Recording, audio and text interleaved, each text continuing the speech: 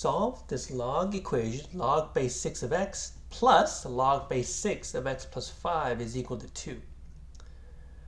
All right, so how do we solve log equations, right? So first things first, let's just take a quick look, okay? So we see two log expressions on the left, and we see just a number, right, to 2 on the right side here.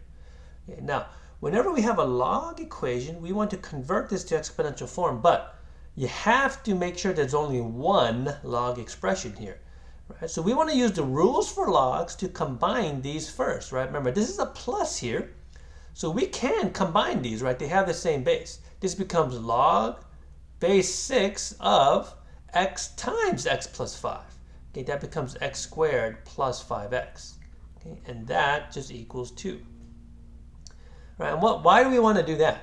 Okay, well, in this case, right, now we have this single log expression. Now we can convert this into its exponential form.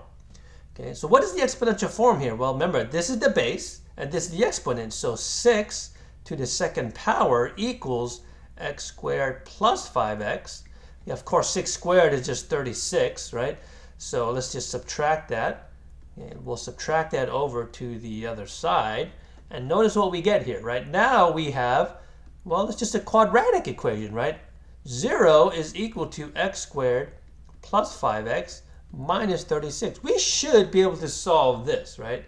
As a quadratic equation with a coefficient, leading coefficient of 1, okay, we can factor this, right? Factoring is always going to be the easiest. We get x plus 9, x minus 4 here. So notice that we end up with two solutions here, right? X plus 9 equals 0.